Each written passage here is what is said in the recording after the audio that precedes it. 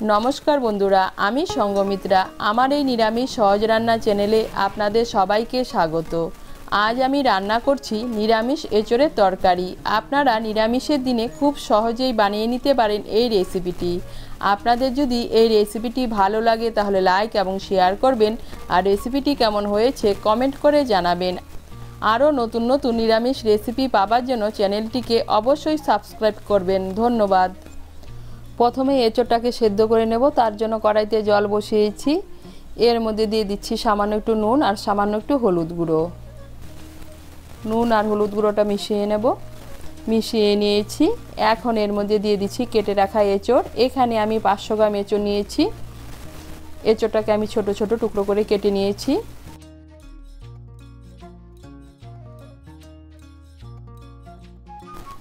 এঁচোড়টাকে মিশিয়ে নেব। মিশিয়ে নিয়ে এঁচোড়টাকে ঢেকে দেব। এঁচোড়টা সেদ্ধ হওয়ার জন্য লক্ষ্য রাখতে হবে এঁচোড়টা যেন খুব বেশি সেদ্ধ না হয়ে যায়। এই দেখুন এঁচোড়টাকে আমি ঢেকে দিয়েছিলাম। এঁচোড়টা সেদ্ধ হওয়ার জন্য এঁচোড়টাকে আমি 50% মতো সেদ্ধ করে নিয়েছি।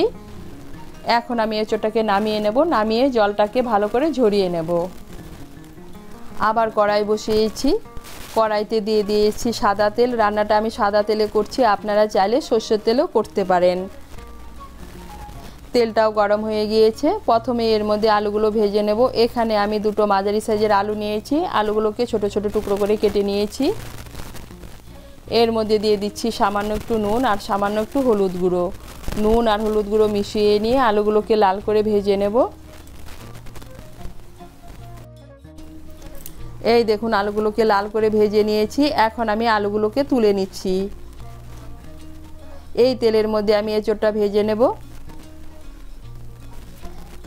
এঁচোড়ের মধ্যে আমি আলাদা করে কোনো নুন আর হলুদ গুঁড়ো ব্যবহার করছি না। আমি এঁচোড়টা সেদ্ধ করার সময় নুন আর হলুদ গুঁড়ো ব্যবহার করেছিলাম।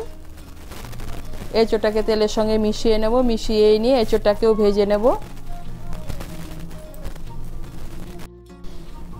এই দেখুন এঁচোড়টাকে আমি ভেজে নিয়েছি। এখন আমি এঁচোড়টাকে তুলে নিচ্ছি।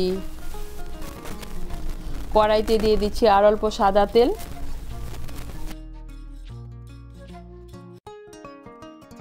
এখন এর মধ্যে দিয়ে দিচ্ছি একটা তেজপাতা, একটা শুকনো লঙ্কা, দিয়ে দিচ্ছি গোটা গরম মশলা। গোটা গরম মশলার মধ্যে নিয়েছি এলাচ, লবঙ্গ আর দারচিনি। এলাচের মুখগুলো একটু ফাটিয়ে দিয়েছি।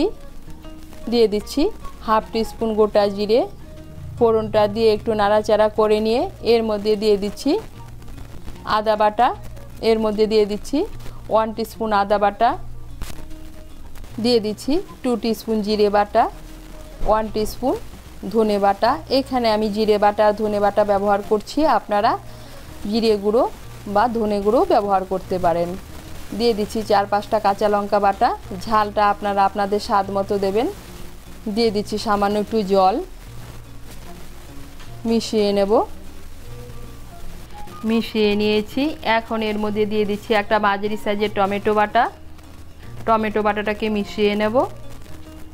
মিশিয়ে নিয়েছি। এখন এর মধ্যে দিয়ে দিচ্ছি হাফ টিস্পুন হলুদ গুঁড়ো, 1 টিস্পুন কাশ্মীরি লঙ্কার গুঁড়ো। এটা ঝাল হবে না, কালারের জন্য দিচ্ছি।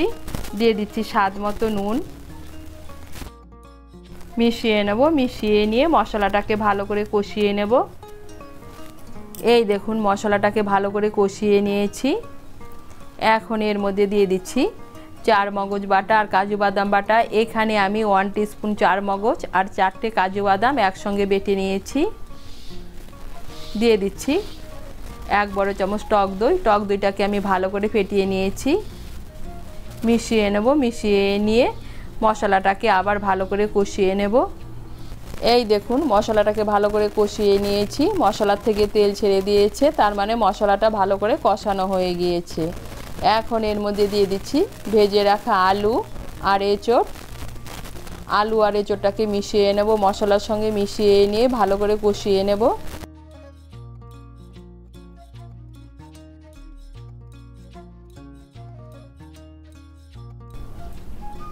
এই দেখুন এঁচোড় আর আলুটাকে মশলার সঙ্গে আরেকটু ভালো করে কষিয়ে নিয়েছি। এখন এর মধ্যে দিয়ে দিচ্ছি জল। আপনারা যেরকম ঝোল খাবেন সেই অনুযায়ী জল দেবেন। আমি এর মধ্যে 2 কাপ আর হাফ কাপ গরম জল দিচ্ছি। জলটাকে ভালো করে মিশিয়ে নেব। মিশিয়ে নিয়ে আঁচটাকে মিডিয়াম করে 10-12 মিনিটের জন্য ঢেকে দেব।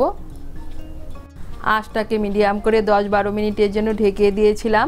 এই দেখুন এঁচোড় আর আলু পুরোপুরি সেদ্ধ হয়ে গিয়েছে। এখন এর মধ্যে দিয়ে দিচ্ছি সামান্য একটু চিনি। চিনিটা অপশনাল, আপনারা যদি পছন্দ না করেন না দিলেও চলবে। দিয়ে দিচ্ছি চিড়ে রাখা 3টে কাঁচা লঙ্কা।